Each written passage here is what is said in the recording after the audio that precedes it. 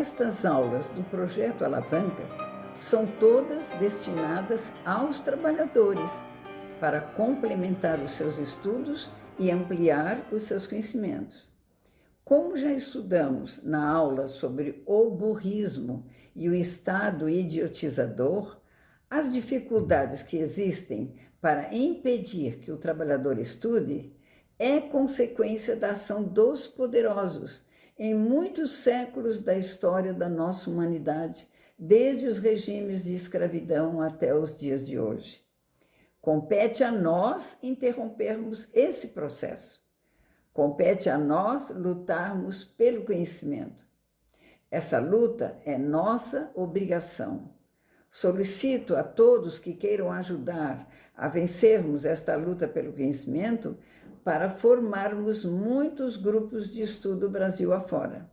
Cada um forma um pequeno grupo de 5 ou mais pessoas para as quais enviarão sempre as novas aulas que surgirem. E assim vamos nos multiplicando. É só isso. É um trabalho simples, mas eficiente. É mais um tipo de luta para a nossa vida de militância.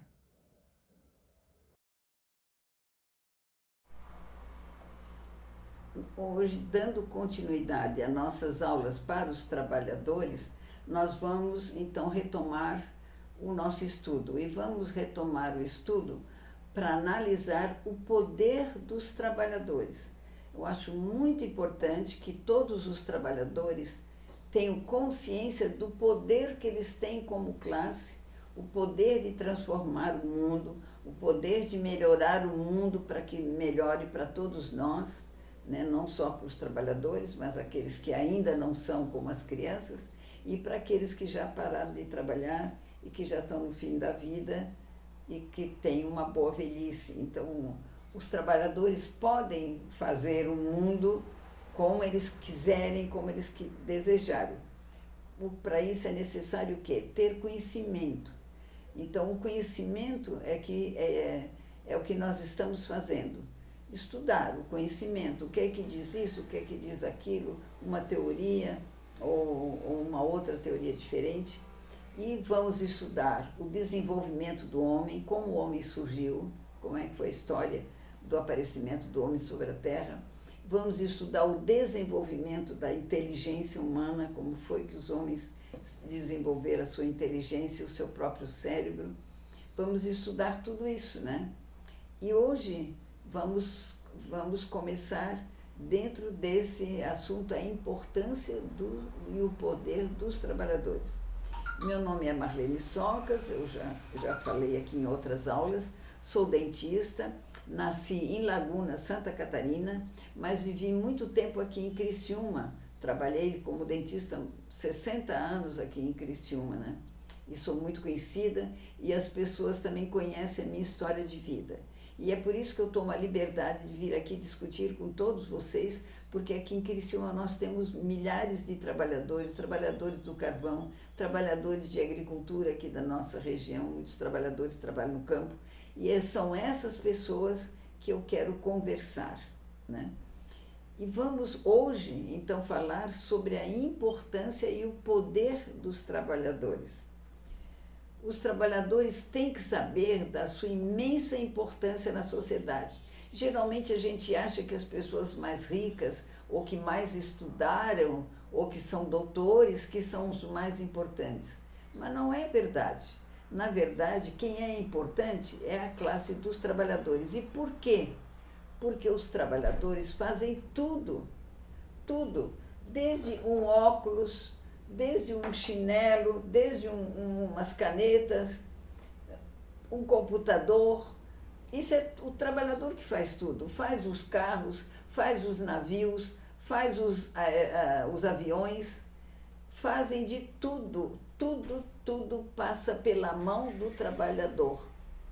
Então é isso que o trabalhador tem que tomar essa consciência do seu papel na sociedade e da importância que ele tem. Para mim, né, que sou a Marlene, o trabalhador é a classe mais importante da nossa sociedade.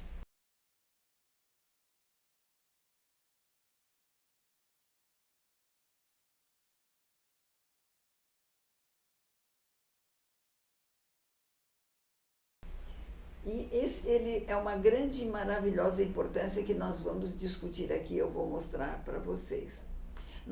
Eu vou apresentar para vocês fotografias de várias profissões dos trabalhadores, como vocês vão ver, né?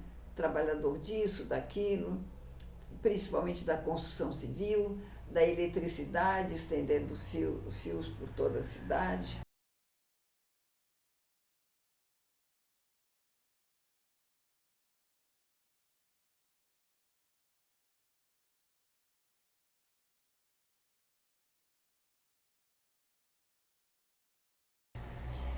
E o que acontece que o trabalhador também tem que estar bem prevenido, é que essa importância dos trabalhadores é escondida pela vida difícil em que eles são obrigados a viver, pela pobreza que os cerca, pela ignorância que são submetidos.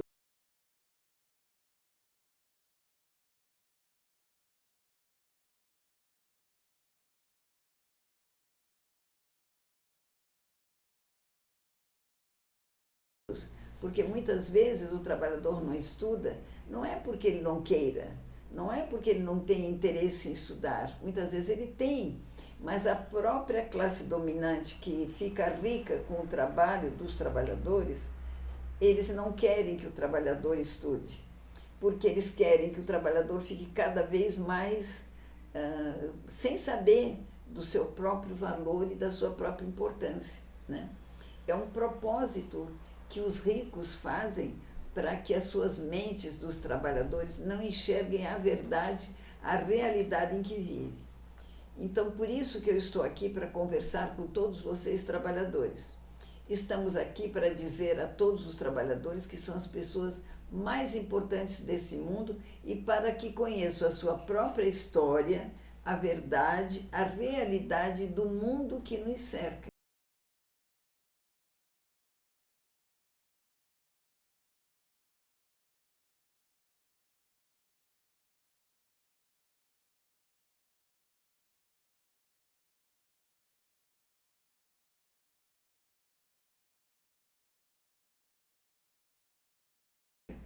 Porque se a gente quiser melhorar o mundo, a gente tem que saber como é esse mundo, por que que ele é assim, por que que ele ficou assim. Tudo isso nós vamos ter que estudar. E é isso que eu estou propondo a vocês.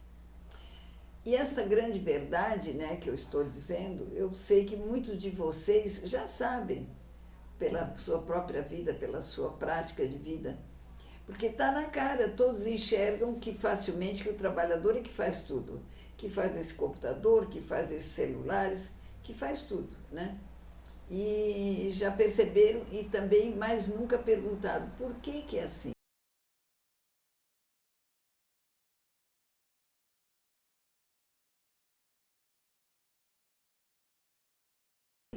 Por que que o trabalhador produz tanta riqueza e por que que ele ganha só um salário mínimo?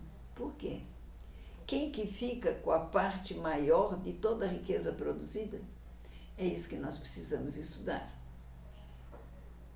E são eles que constroem as riquezas, os trabalhadores de hoje, de ontem e do futuro, de Criciúma, de Santa Catarina, do Brasil, em todo o mundo. E por que que é assim? Porque somente o trabalho é que constrói riquezas.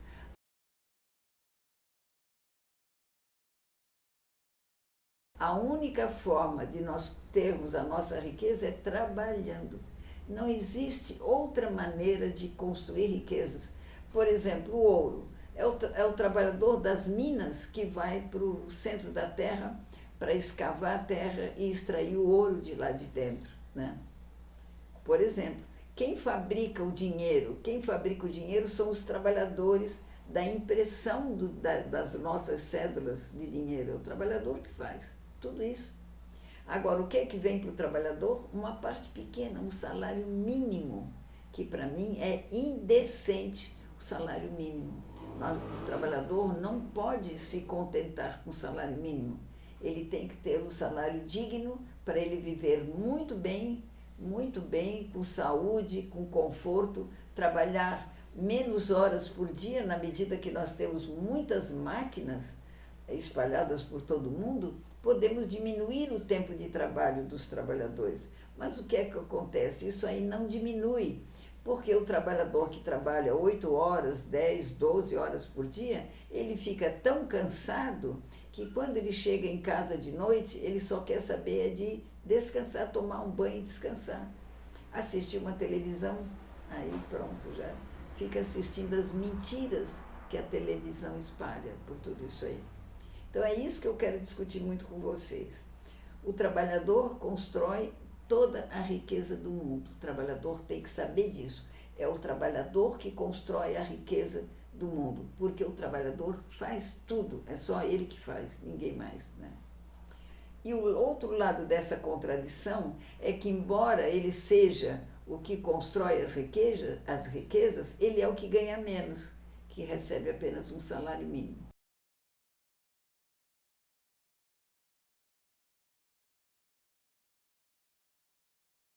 E por que isso acontece? Então, nós precisamos estudar a história da humanidade.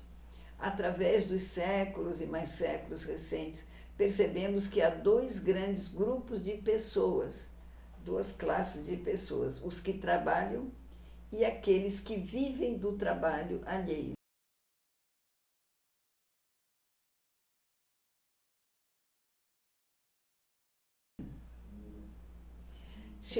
Chamamos de classes, a classe dos trabalhadores e a classe dos patrões. Os patrões fazem de tudo para obter o seu maior lucro e obtêm o seu maior lucro na medida que os trabalhadores trabalhem direitinho, obedientes, sem se interessar por mais nada.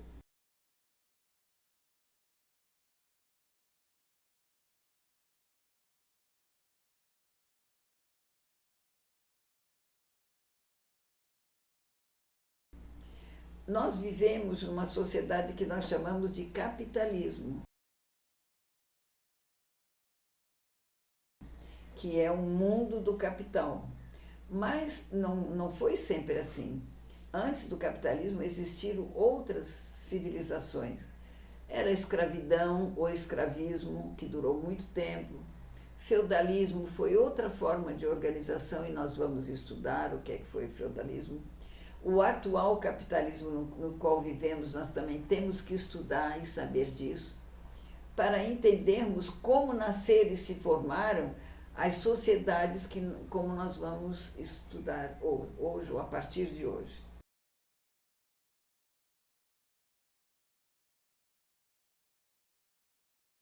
E para entendermos bem essa história, temos que estudar as origens das diversas sociedades no mundo. Mas antes, vamos dar uma olhadela no quê? No criacionismo e a teoria da evolução.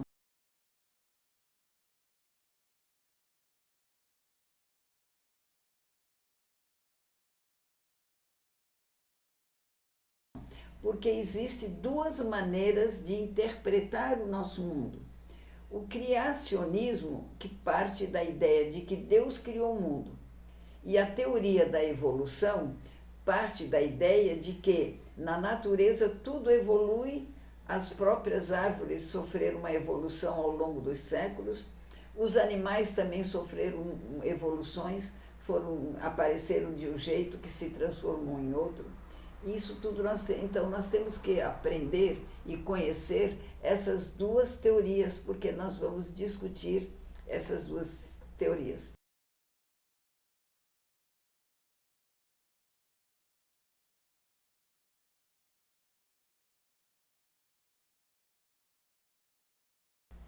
Então, o que é o criacionismo?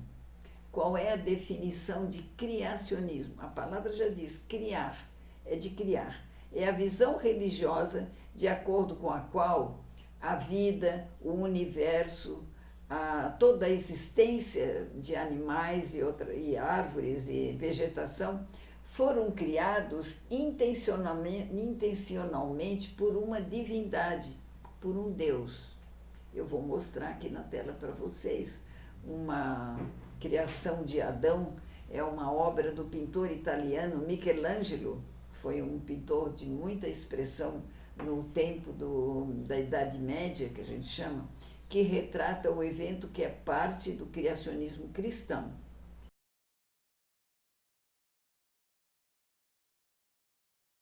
Então, o que é o criacionismo? Vamos entender bem o que é essa ideia, essa teoria do criacionismo.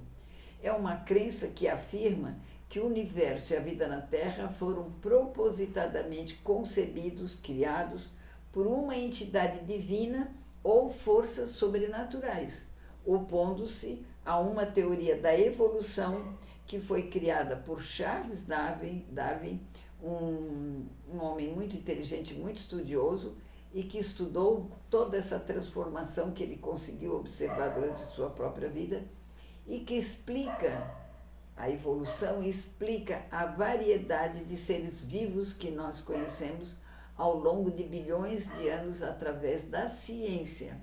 A evolução é ciência, o criacionismo é religião. Então, às vezes há conflitos entre religião e ciência, porque a religião diz uma coisa e a ciência prova outra, né? Então, daí se origina um debate. Mas para termos uma posição, a gente precisa estudar e conhecer e saber o que é, como é que é esse debate. O debate contra o criacionismo é que existe a história da criação do mundo, do homem, muito diferente entre muitos povos do mundo. Ou seja, a teoria do criacionismo, ela não é uma só para todos. Os gregos tiveram uma forma de pensar diferente sobre o mundo, os judeus criaram a Bíblia, os gregos criaram a mitologia grega, que está muito difundida hoje entre nós, né? Então nós vamos estudar também o que é essa mitologia grega. Vamos estudar também o cristianismo, que está dentro da imagem do criacionismo. Então, na mitologia grega existem mitos que explicam a criação do mundo e dos seres humanos. E vamos ver o que é que dizem os gregos, né? A mitologia grega é rica em histórias que explicam a origem do mundo e dos seres humanos. Vou dar um exemplo para vocês. Um exemplo muito conhecido e notável é que a deusa da terra chamava-se Gaia. E o deus do céu chamava-se Urano. Gaia e Urano são considerados os criadores do mundo. Isso é bem diferente do que conta na Bíblia. Mas assim como os gregos imaginaram o criacionismo, como é que o mundo foi criado, os judeus também criaram e formaram a Bíblia. A Bíblia é o quê? É o Antigo Testamento. Na verdade, a Bíblia é o livro Torá dos judeus, que se chama Torá, tem esse nome. Bom, do ponto de vista dos gregos, da mitologia grega, como é que é? A história começa com um caos, uma época primeira de muita confusão, desordem, até essa palavra caos, que hoje nós usamos, tem origem nisso aí, né? A desordem que havia na Terra antes dela tomar essa forma que os deuses vão dar. A criação das primeiras divindades, Gaia, que é a deusa da Terra, Urano, que é o deus do céu, e por meio da sua união, do seu casamento, eles geraram vários outros seres, como os titãs, os ciclopes, e a partir desses seres, a linhagem divina se desenrola, culminando na ascensão de Zeus, que era o deus grego. O Zeus ele toma a direção como governante supremo do Olimpo. O que era o Olimpo? O Olimpo era um monte que havia ali nos arredores da Grécia, um monte muito alto, e era chamado, como ali seria a habitação dos deuses. Era um monte muito alto que eles ainda não tinham chegado até lá em cima. Então eles acham que os deuses moravam lá, né? E chamaram de Olimpo, aquele ali. Assim, dentro do estudo do que os gregos achavam, da visão religiosa dos gregos em muitos anos antes da nossa era. Essa mitologia grega também apresenta uma diversidade de mitos que descrevem a criação dos seres humanos e de outras criaturas também. Por exemplo, Prometeu é acreditado como a criação dos seres humanos a partir da argila, a partir de uma argila, que foi feito um bonequinho de argila. Isso é que os gregos também acreditavam. Esses mitos podem ser como sendo criacionismo, embora a mitologia grega não tenha uma visão unificada da criação do universo. Aí vamos ver o cristianismo. O que é que diz o cristianismo? Ele se baseia na narrativa do Gênesis, que é o primeiro livro da Bíblia. Vou apresentar para vocês outras formas de criacionismo, ou seja, outras religiões feitas por outros povos. Esses povos, naquela época, muitos anos atrás, eles viviam muito distante uns dos outros. Não havia comunicação entre eles. Não existia o telefone, não existiam carros, nem avião, nem nada. As civilizações ficavam distantes e isoladas uma das outras, e nem se conheciam. Vou mostrar para vocês primeiro como foi o hinduísmo, que é a religião dos hindus, que são os povos que criaram a Índia, né? Hoje é a Índia para nós. Então, a visão deles é o seguinte: Deus, o Deus absoluto, chama-se Brahma, né? É o absoluto, o primeiro Deus da trindade do hinduísmo. Os outros deuses são Vishnu e Shiva. Brahma é o Deus da força criadora ativa no universo. A visão de universo para os hindus é cíclica, ou seja, vai e volta, não para nunca, né? Um universo é destruído por Shiva, o outro Deus da Trindade. Quando o próximo universo está para ser criado, Brahma aparece montado numa flor de lótus brotada do umbigo de Vishnu e recria todo o universo. Depois que Brahma cria o universo, ele permanece em existência por um dia de Brahma. O que é um dia de Brahma? Vem a ser aproximadamente 4 bilhões 320 milhões de anos em termos de calendário hindu. Né? Espero que tenha ficado bem claro para vocês. Agora eu vou fazer vou ler para vocês a outra cosmogonia, que é a cosmogonia budista, a criação do universo segundo o budismo. O budismo professa a fé de que a criação do universo se deu por um ato de inteligência, sabedoria e amor mantida pelos deuses, também nascidos da inteligência e do amor, sendo a destruição um ato de regresso à fonte criadora, um ato de regresso. É como a evaporação da água que sai do mar, dos rios e dos lagos e a eles volta com a chuva. É o mesmo processo.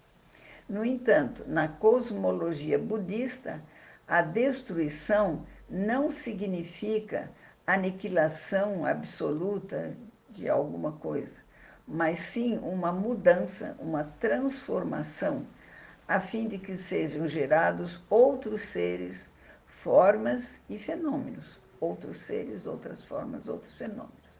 Espero que tenha ficado bem claro para vocês. E que foi feito aqui no Brasil, escrito aqui no Brasil, nem na América do Sul, não.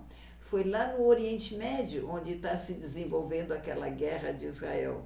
Foi naquela região que que foi escrito o primeiro livro da Bíblia, que é o Gênesis, e é por isso que os cristãos baseiam o seu debate do conhecimento do mundo, como surgiu o mundo, no cristianismo. O debate entre criacionismo e evolucionismo levou a muitas controvérsias, principalmente no ensino nas escolas. O que se deve levar para os estudantes estudarem? Criacionismo? Evolucionismo? O que é melhor? O que é pior? O que dá controvérsia? Isso foi muito debatido em diversos processos judiciais. Chegou aí para o processo judicial. As críticas ao criacionismo que os evolucionistas colocam incluem falta de evidência científica. O que os evolucionistas dizem? que essa história da criação do mundo não tem base científica, não tem, a ciência não comprova. Por exemplo, como é que o homem apareceu? Foi um bonequinho de argila que Deus soprou nas suas narinas? Foi assim que ele criou? A ciência explica diferente. E nós vamos estudar isso aí, para a gente poder tomar uma posição. Então, temos que conhecer as interpretações seletivas da Bíblia. Falta um consenso religioso entre vários povos e uma incompatibilidade também com a diversidade religiosa, porque são várias religiões que nós temos no mundo e cada religião tem a sua visão de cosmogenia, como é que o mundo foi criado, como é que o homem foi criado. E nós vamos dar uma olhadinha nisso aí. E o criacionismo encontra sua base na Bíblia, como eu já falei, vou repetir um pouquinho para ficar bem claro, no livro do Gênesis, em que Deus é retratado como o Criador que formou o mundo e a vida em 6 dias literais de 24 horas. Porque para o criacionismo a gente podia inventar alguma coisa. Então podia achar que Deus criou o mundo em dias, em 6 dias de 24 horas. Será que foi assim? Será que foi diferente? Então, o criacionismo tem as suas raízes em várias tradições religiosas, culturais e mitológicas. Não só num país, mas em todo o mundo. Né? A gente vai dar uma olhadinha nessas várias religiões. Em muitos casos, o criacionismo é associado a narrativas mitológicas que explicam a origem do universo e a vida de acordo com as crenças. Né?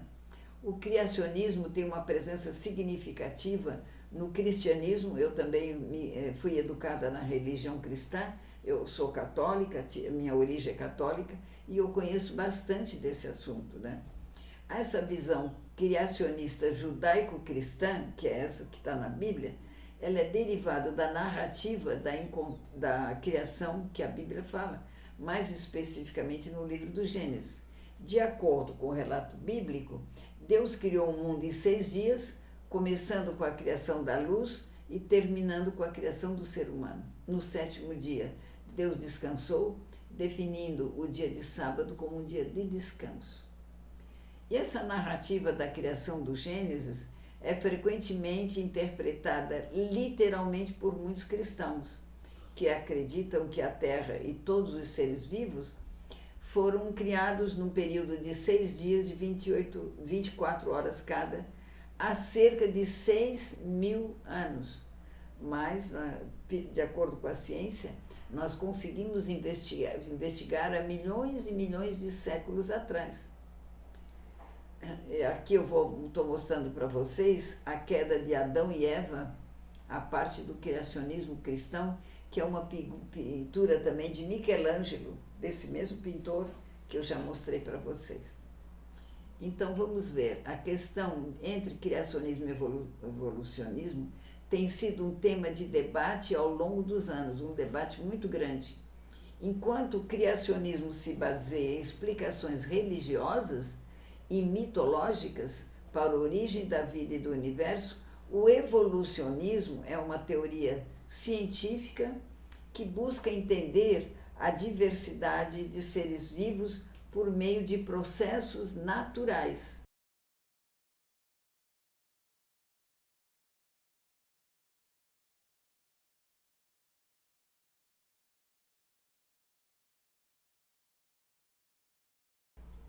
A teoria, da onde surgiu esse evolucionismo? É a teoria da evolução, proposta por um cientista que já faleceu, que já morreu, mas viveu entre nós. O nome dele era Charles Darwin. Ele apareceu no século XIX, defendendo que as espécies mudam ao longo do tempo por meio de uma seleção natural, resultando da adaptação a diferentes ambientes.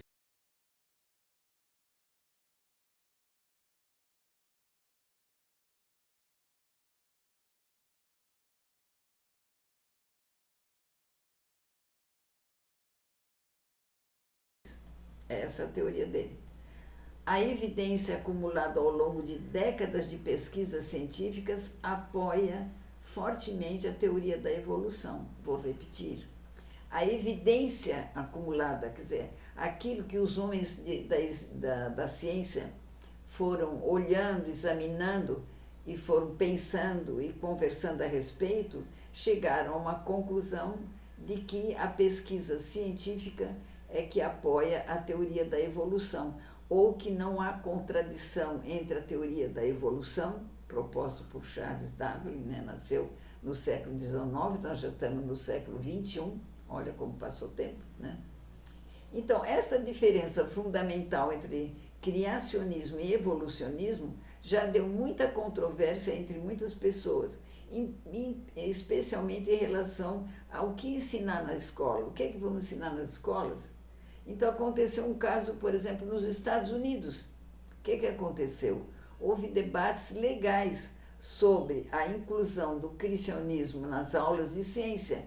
Mas como é que a ciência vai se basear em mitos?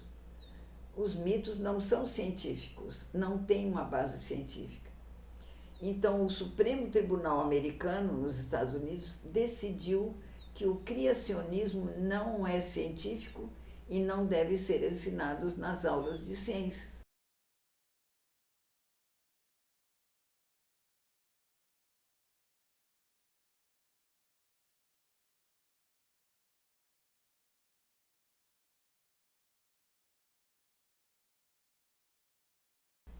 Vai dar uma bagunça danada, uma contradição muito grande entre um pensamento e outro. Então, esse debate, né, entre criacionismo e evolucionismo também se estende a outras partes do mundo.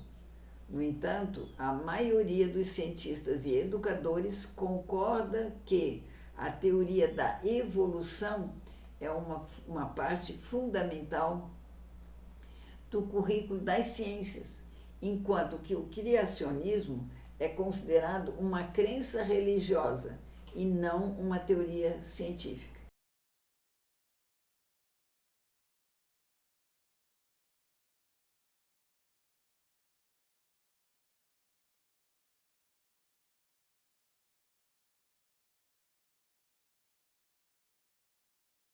É isso que os educadores estão chegando nessa conclusão.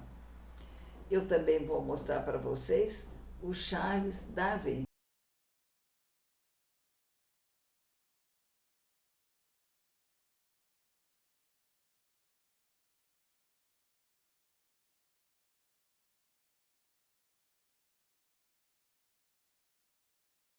Aparece aí uma foto dele para vocês conhecerem. Quem foi esse homem? Autor do evolucionismo, ele que criou o evolucionismo. Foi muito combatido, né? me lembro desse tempo. E aí surgiu um tal de desenho inteligente de tudo que existe, né? O design inteligente, que como chama em inglês. Ele se envolveu em várias controvérsias nos Estados Unidos, onde houve muitas tentativas da sua introdução nas escolas, para que as crianças já cedinho aprendessem a teoria, né, ou da evolução ou da criação.